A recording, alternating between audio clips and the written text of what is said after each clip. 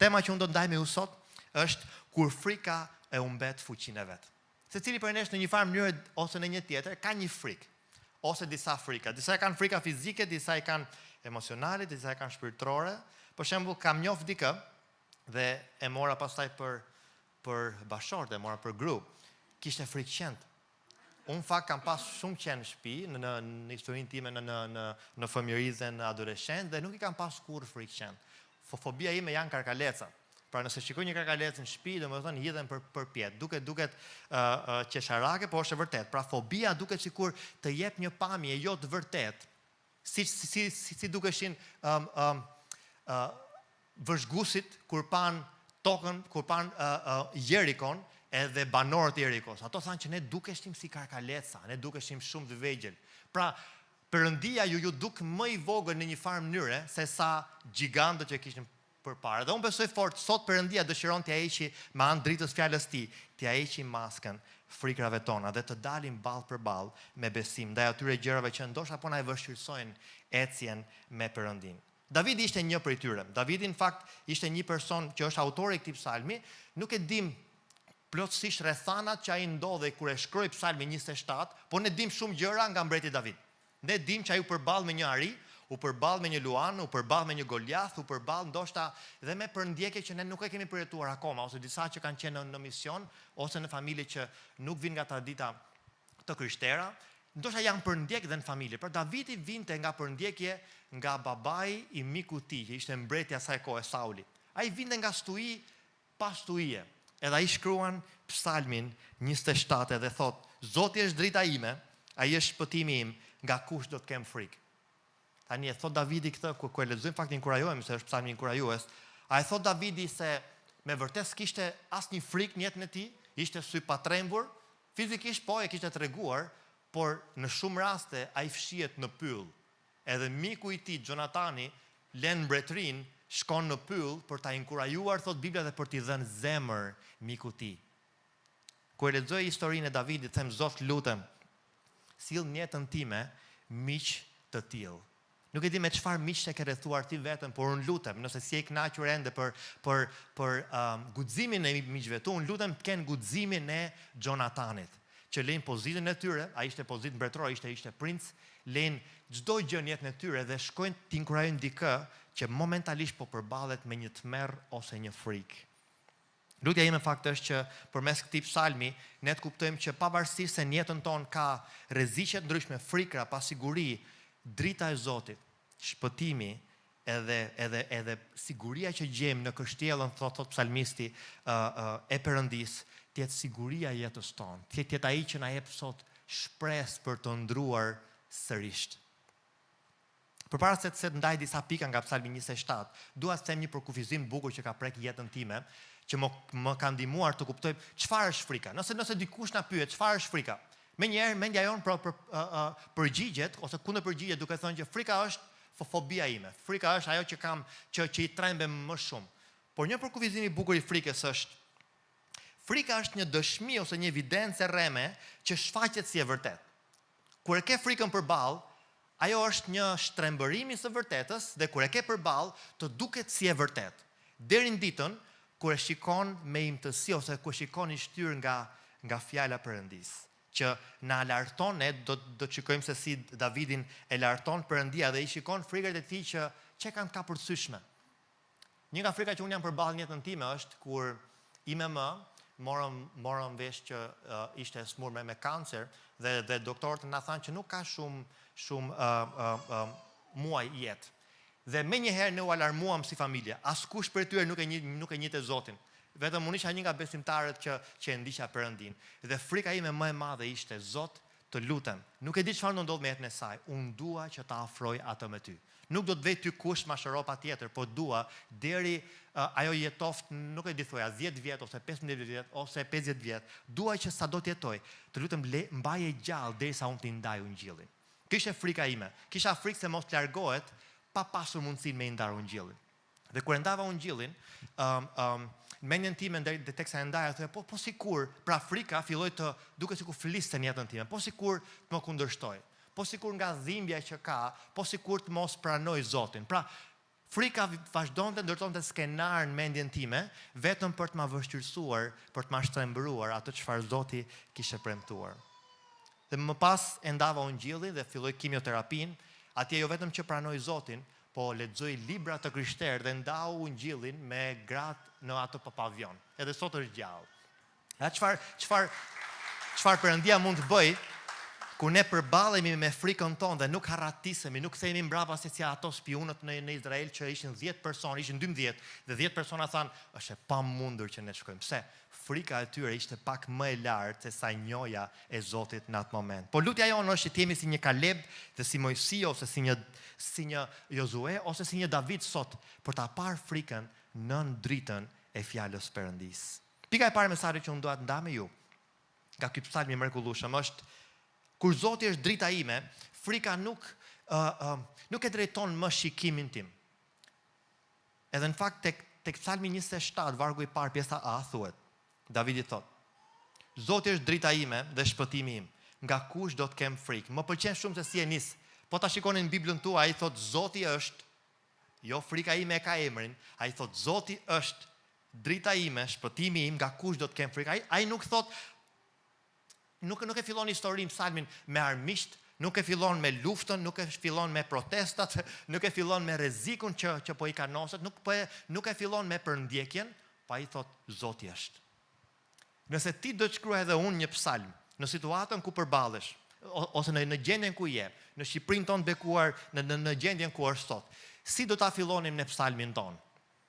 Ndoshta mund ta fillonim sfidat që po përballen, rrethanat e mia, familja ime, në punë. Pra, cekim çdo sferë të jetës tonë, gjë që është mirë, por Davidi e fillon ndryshe. Ai thot, Zoti është. Dhe unë besoj fort që historia jon duhet filloj kështu. Dita jon duhet filloj kështu. Jeta jon duhet motivohet nga ajo që Perëndia është. Se sa ai ishte, thot Bibla, ai është dhe do të jetë pas nesh. Pra duhet që themeli ynë, kur përballemi me frikrat tona, themeli ynë të jetë vetë fjala e Perëndisë. Dhe unë lutem me gjithë zemër, ndoshta mund të mos mbaj mend predikimet apo sa frymzuar kemi qenë nga predikimet të ndryshme, gjë që është mirë, sepse në sfidat e jetës dhe vargu jon i preferuar ndonjëherë nuk na duket i vërtet, deri në ditën kur ne shkojmë tek takimi personal me Perëndin. Davidi në fakt, ai nuk thot Zoti më jep dritë, ai nuk thot un kam marr dritë, ai thot Zoti është drita ime. Ai kishte një njohje personale përballë frikrave, presioneve të jetës tij, kishte një njohje personale që të asaj që Zoti është. Jo vetëm asaj që Zoti mund të bëj, po asaj që Zoti është. Dhe unë lutem me gjithë zemër për secilin për ne dhe për jetën time teksa kam qenë duke studiu për të parë këtë psalm të gjithin, kam thënë Zot, lutem që dua që ti jesh ti themeli im, asaj që ti je, pra dua të lidhe me fytyrën tënde më shumë se me dorën tënde. Është mirë të marrim nga Perëndia atë që kemi nevojë, por është shumë më mirë ku marrim njohjen e Perëndisë edhe njohjen tonë në atë që jemi në Perëndinë, sidomos në kohë trazirash.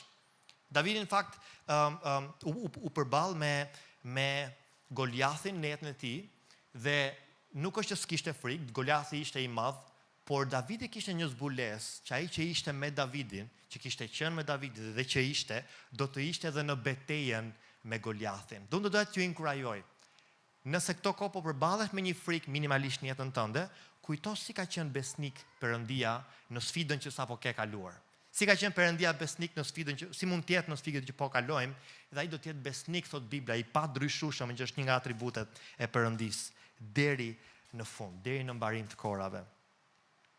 Fjala e Perëndisë thotë që Davidi shpall, Zoti është drita ime. Pika e dytë fakt është tek vargu pjesa B, pjesa e dytë e vargut. Pika e dytë e kam quajtur kur Zoti është shpëtimi im, nuk kam pse të jem shpëtimtar i vetes.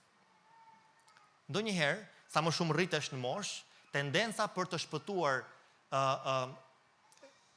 sferat e jetës tonë, apo familjen, apo profesionin, punën, zonën tonë të ndikimit, duke sikur varet nga ne, duke sikur unë duhet t'i mbaj në kontroll gjërat, unë duhet t'i shpëtoj gjërat. Nëse unë nuk ndërhy, gjërat mund të marrin drejtim tjetër. Doshta ata që janë prindër mund ta kuptojnë pak më mirë, sepse thonë nëse unë nuk marr kontroll situatat në familjen time, ndoshta mund dalin jashtë kontrollit. po kush e kishte gjërat në kontroll përpara se ti dhe unë të krijonim familje? Përpara se ne të vinim në jetë, përpara se gjithçka të krijojë, kush e kishte gjërat në kontroll?